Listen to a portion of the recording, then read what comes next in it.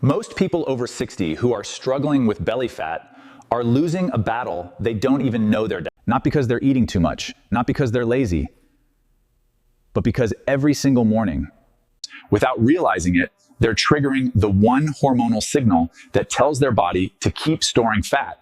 And in my practice, I see this pattern every single week. Someone comes in frustrated, they've cleaned up their diet, they're walking, they're doing everything they think they're supposed to do, and the belly fat won't move. And here's what I've come to understand after years of treating adults over 60. The problem usually isn't what they're eating, it's what they're drinking first. Because the first thing that enters your gut in the morning sets the hormonal tone for the entire day. And for most seniors, that first signal is one that's been quietly working against them.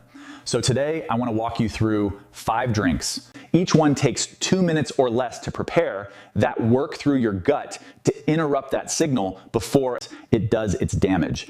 And I want to do something a lot of videos on this topic skip over entirely. I'm going to show you exactly why each one works, not just that it works, the mechanism. Now, none of these drinks are magic.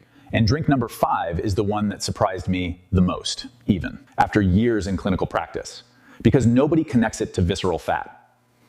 But the evidence does. If a video tells you a morning drink will melt your visceral fat, close it. But what these 5 drinks genuinely do, and what the research now confirms, is that they give your gut the tools to control the hormonal response that drives visceral fat accumulation in the first place. And that distinction matters because it changes how you use them. Stay with me to the end, because I'll show you exactly how to stack 2 or 3 of these into one real morning routine you can start tomorrow.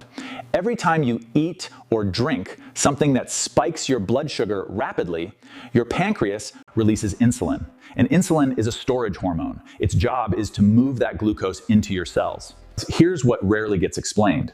When insulin is chronically elevated, when you're triggering those spikes repeatedly, especially in the morning hours, your body doesn't just store energy.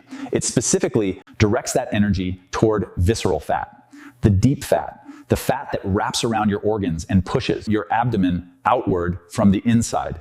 And this is the part that connects everything. While insulin is elevated, fat oxidation is biochemically suppressed. Your body cannot access the visceral fat it's storing. The goal of these 5 drinks isn't to burn fat directly, it's to flatten that morning insulin response. Keep insulin calm, and your body gets access to what's already there. Now, here's where your gut comes in, and this is the part most videos on this topic completely skip over. Your intestinal lining is the first surface that every single thing you consume encounters. And the gut doesn't just absorb nutrients passively. It actively regulates how fast glucose enters your bloodstream. It signals your pancreas. Your gut is the upstream control point for the insulin response that either stores visceral fat or allows your body to burn it. And that means what you drink in the morning, before breakfast, with breakfast, in the first hour, either supports that regulatory system or overwhelms it, discussed in this context. And it's not exotic. It's psyllium husk dissolved in water. Psyllium is a soluble fiber, and soluble fiber, when it contacts water in your gut, forms a viscous gel. Think of it like a slow filter sitting inside your intestinal lining.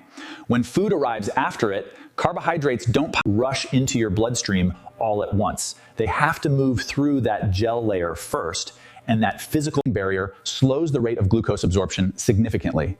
The spike flattens. The insulin response calms. A 2024 meta-analysis published in BMC Endocrine Disorders, pulling together 19 randomized controlled trials across 962 participants, found that psyllium significantly reduced fasting blood sugar, HbA1c, and HOMA-IR, which is the standard measure of insulin resistance. 19 separate studies. That's not a single promising trial. That's a consistent signal across a very large body of evidence. Now, I want to be honest about what psyllium does and doesn't do. It's not a fat burner. What it does is interrupt the glucose spike that triggers visceral fat storage, and it does that through your gut at the point of absorption before insulin ever has to respond. That's a meaningful intervention. The timing matters here. You want to take it 10 to 15 minutes before your first meal. The gel needs to be formed and waiting before food arrives. If you take it with food, you've missed the window. How to prepare it? 1 teaspoon with another glass of water because it gels quickly. If you're new to fiber, start with a teaspoon for the first week and build up gradually. Some early bloating is normal and usually resolves. And if you have any inflammatory gut condition, IBS, Crohn's, check with your physician before starting. Drink number 2 works on the same principle, but it brings something Psyllium doesn't. Chia seeds are also a soluble fiber. They form a gel when they contact water, and that gel does the same job inside your gut. It slows the rate at which glucose from your meal enters your bloodstream. Same mechanism, same upstream intervention. But here's what the research on Chia adds specifically. A randomized crossover trial with 46 healthy adults found that Chia reduced the postprandial glucose area under the curve, that's the total spike from a meal, by 22 to 30% compared to the control group without Chia. That's roughly a quarter of your blood sugar spike from breakfast, gone from a gel-forming fiber. Not from a medication, from something that takes 30 seconds to prepare. And Chia brings 2 things that Psyllium doesn't: protein and omega-3 fatty acids, both of which matter for metabolic health in adults over 60. So you're flattening the insulin spike and delivering real nutrition at the same time. I want to be straightforward about appetite suppression because you'll see that claim everywhere about Chia. The evidence there is the glucose mechanism is far more important and actually helps satiety more. I mean, it's just much more impactful. The solid finding. That's what you're using it for. How to prepare it? 1 tablespoon of chia seeds, about 12 grams, in 8 to 10 ounces of water. Stir it, let it sit for 5 minutes, stir again. You can add a squeeze of lemon. Same timing as Psyllium, before your first meal, so the gel is ready when food arrives. If you're new to fiber, start with a teaspoon. And here's what I want you to hold in mind as we move into the next 3 drinks. The first 2 work before breakfast. The next 3 work during or with your first meal. And the last one, drink number 5, is one that almost nobody connects to visceral fat, specifically. But the evidence is actually stronger than most people realize. I'll show you why in a few minutes. Drink number 3 has the strongest direct evidence for visceral fat specifically. And it connects to your gut in a way that most matcha videos never explain. Matcha is green tea, but instead of steeping leaves and discarding them, you're drinking the whole leaf, ground into a fine powder. That means you're getting a concentrated dose of the active compound, EGCG, a catechin, a class of polyphenol found in green tea. And the reason this matters is that most studies on green tea use high doses of catechins, with far more than you'd get from a weak cup of steeped leaves. Matcha delivers a meaningful dose in 1 or more servings, 2 cups, because you're consuming the whole leaf. Now, here's the specific evidence I want you to hear. A double-blind, placebo-controlled randomized trial published in Obesity Research and Clinical Practice followed 118 adults who had a high proportion of abdominal visceral fat. One group consumed a catechin-enriched beverage, 609 milligrams of catechins per day, for 12 weeks. The other group drank a controlled beverage. At week 12, the catechin group showed a significantly greater reduction in visceral fat. The difference in visceral fat was statistically significant between the groups. Reduction was statistically significant at p equals 0.04, not total body weight, not BMI, measured visceral fat. That's the specific outcome we're discussing. The mechanism runs through your gut. EGCG interacts with your intestinal lining to slow glucose absorption, the same upstream point as the fiber drinks. And research now shows it also activates AMPK, an enzyme that essentially signals your cells to shift from fat storage to fat oxidation.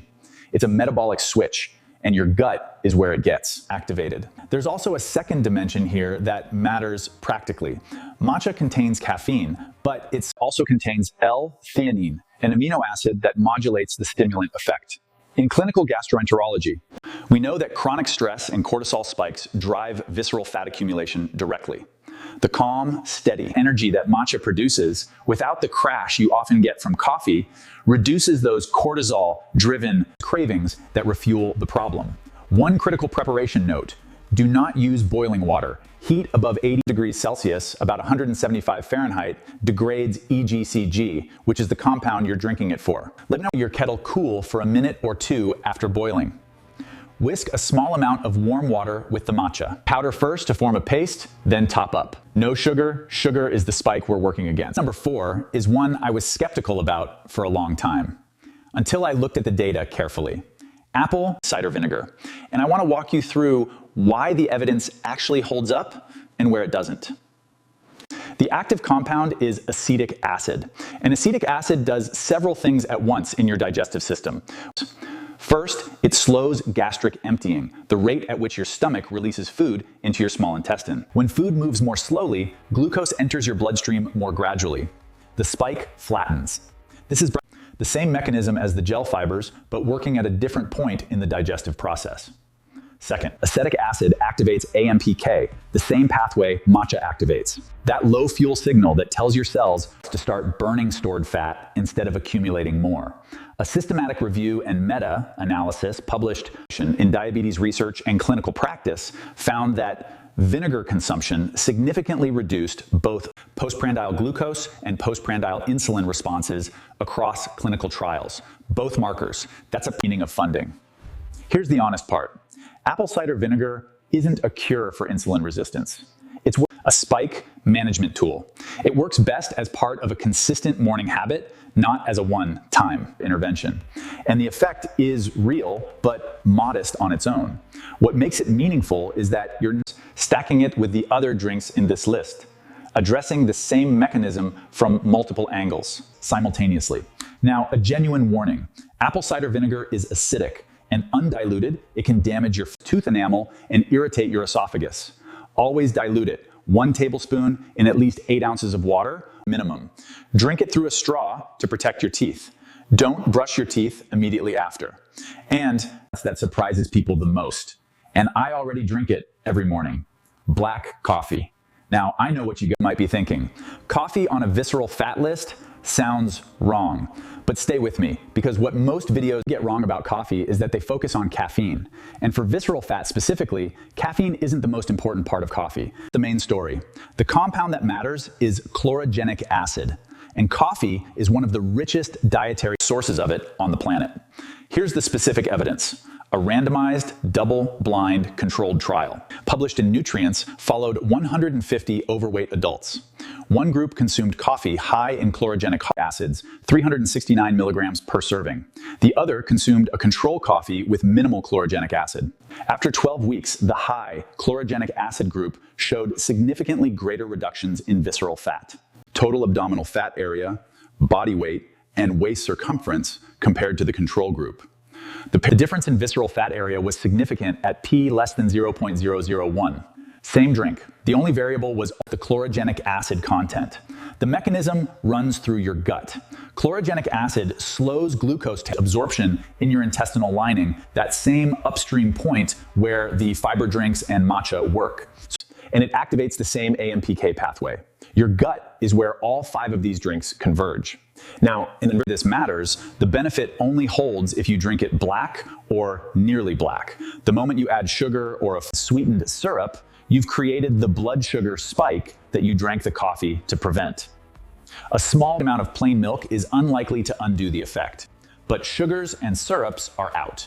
2 practical notes. First, don't make coffee the very first thing you do on waking. Your cortisol is naturally elevated in the first 30 to 60 minutes after you get up. Adding caffeine on top of that amplifies the cortisol response unnecessarily. Wait 30 to 60 minutes. Second, if you're caffeine sensitive, decaf still contains chlorogenic acid. The metabolic benefit we're discussing travels with the polyphenol, not the stimulant. I know what some of you are thinking right now. Dr. Cruz, this is 5 drinks. I'm not drinking 5 things before breakfast.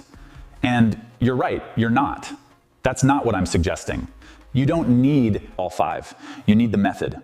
And the method is 3 moves. Move 1, the moment you wake up, drink a glass of plain water. Your gut has been without hydration for 7 or 8 hours. Rehydrate before anything else touches it.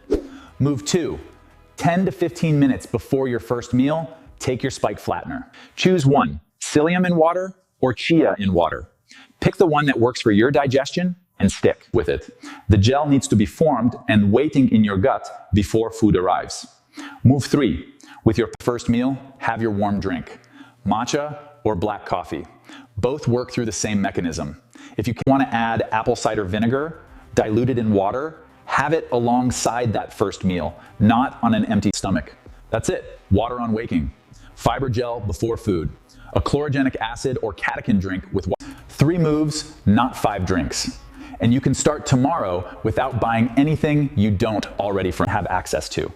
Here's what ties all of this together and why I think this approach actually works when a lot of morning routines don't. Every single one of these 5 drinks works through the same system. Your gut. Your intestinal lining is the control point for the insulin response that drives visceral fat accumulation. And when you give it the right tools, soluble fiber that forms a gel, polyphenols that slow absorption and activate fat metabolism pathways, you're working with the upstream mechanism, not chasing alternative medicine. This is gastroenterology and metabolic research catching up with something that's been in our guts, quite literally, the whole time. Now, you just learned how your gut controls the morning insulin response that drives visceral fat. But here's what most people don't ask next. Why does visceral fat accumulate faster in some people than others, even when they're eating the same things? The answer is in your gut microbiome, and it changes everything about how you approach this. That video is on screen right now. Watch it before you make any other changes to your morning routine, because it completes the picture this video started.